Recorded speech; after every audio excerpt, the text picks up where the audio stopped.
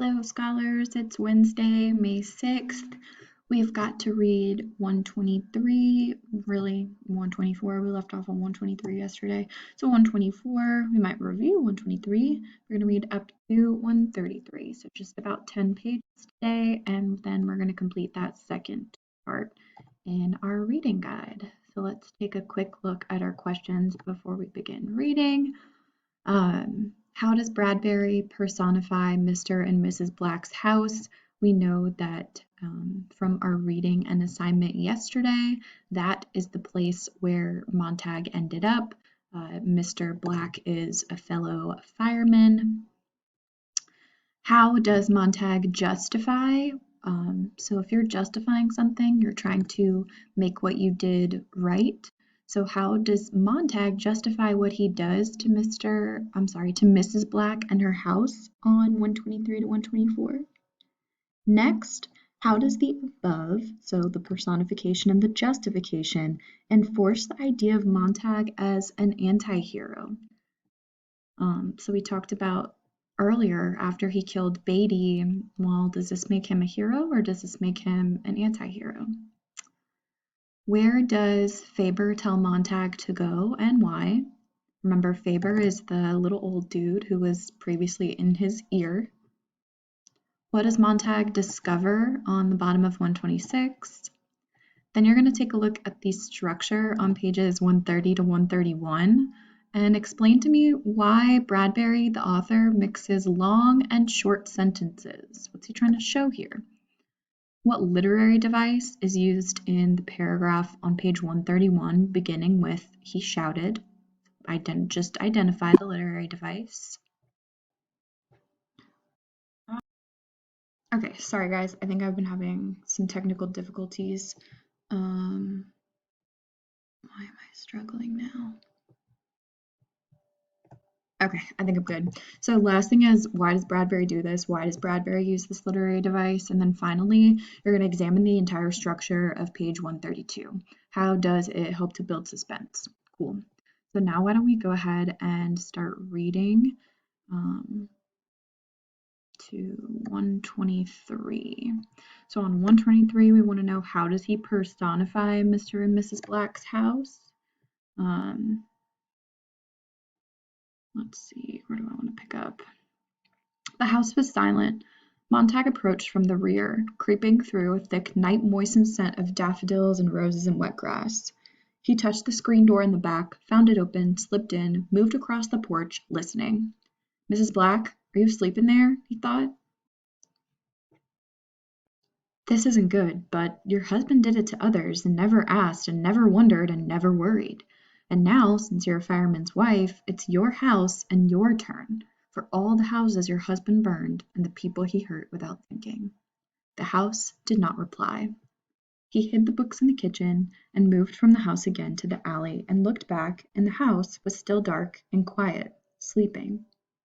On his way across town, with the helicopters fluttering like torn bits of paper in the sky, ooh, like torn bits of paper in the sky, that is your simile if you didn't get that from yesterday, he phoned the alarm at a lonely phone booth outside a store that was closed for the night.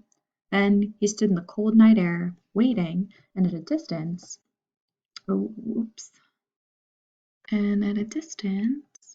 he heard the fire sirens start up and run, and the salamanders coming to burn Mr. Black's house while he was away at work, to make his wife stand shivering in the morning air while the roof let go and dropped in upon the fire. But now she was still asleep. "Good night, Mrs. Black," he thought. So personifying the house here, the house was still dark and quiet, sleeping. You could just copy that. That is the first answer. Cool. And we'll keep reading to look for how he justifies this. He kind of already tells us towards the bottom here.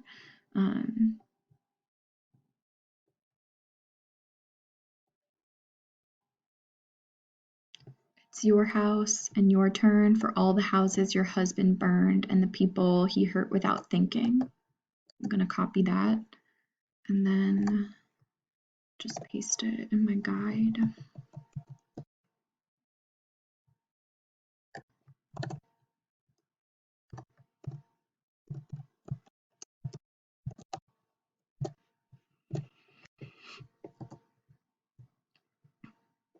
Faber.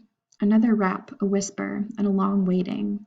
Then, after a minute, a small light flickered inside Faber's small house.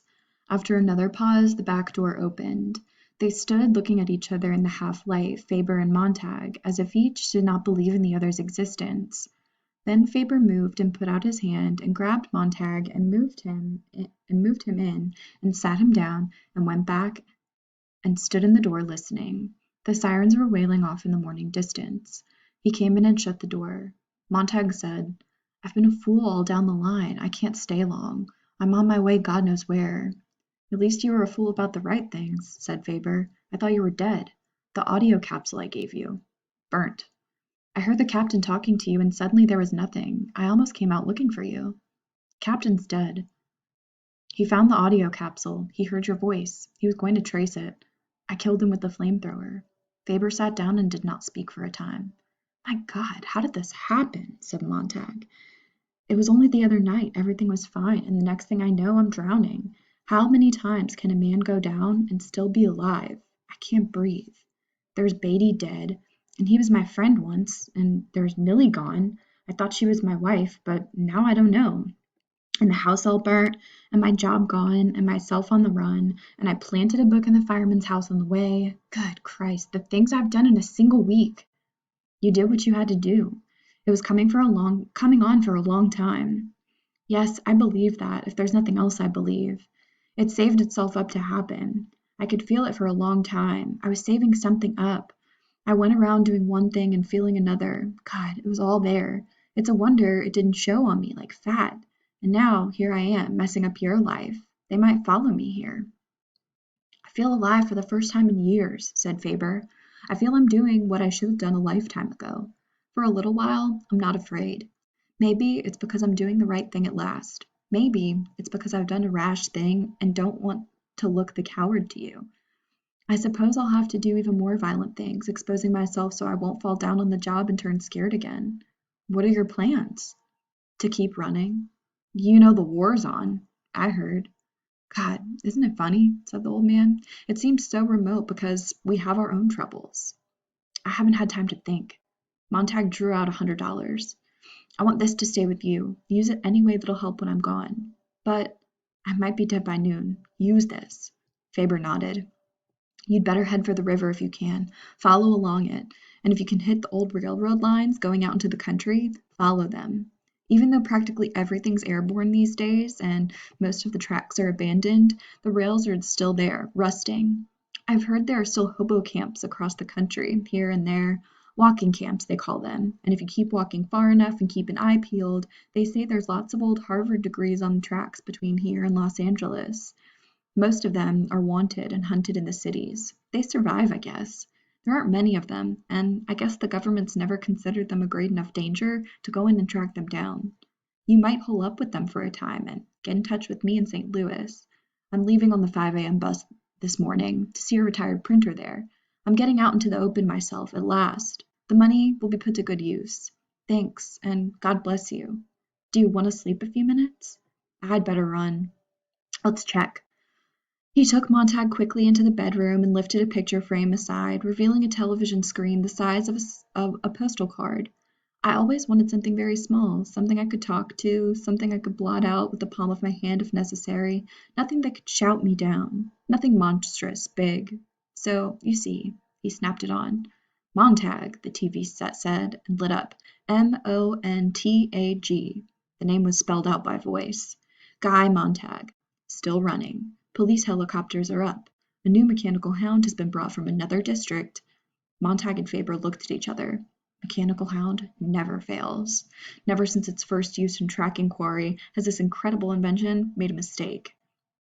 Tonight, this network is proud to have the opportunity to follow the hound by camera helicopter as it starts its way to the target. Faber poured 2 glasses of whiskey. "We'll need these." They drank. So this is definitely getting exciting. this is where we will pause reading together. So I gave you the two quotes here. I want you to tell me how Montag doing these two things enforces the idea of him being an anti-hero. Where does Faber tell Montag to go to and why? And let's see, what page did we leave off on? Oh yeah, cool. So review the part where he talks about the railroad tracks and the hobos.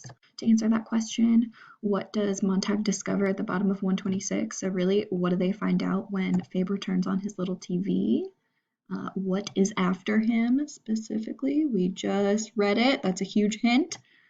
So once you've completed that, then you can come back to the reading, pick up towards the top of 127. You're going to read all the way through 133 and then answer your remaining questions over here. So as always, if you have questions, hop on to my virtual office hours or just shoot me an email. Enjoy the rest of your reading, and I will talk to y'all tomorrow.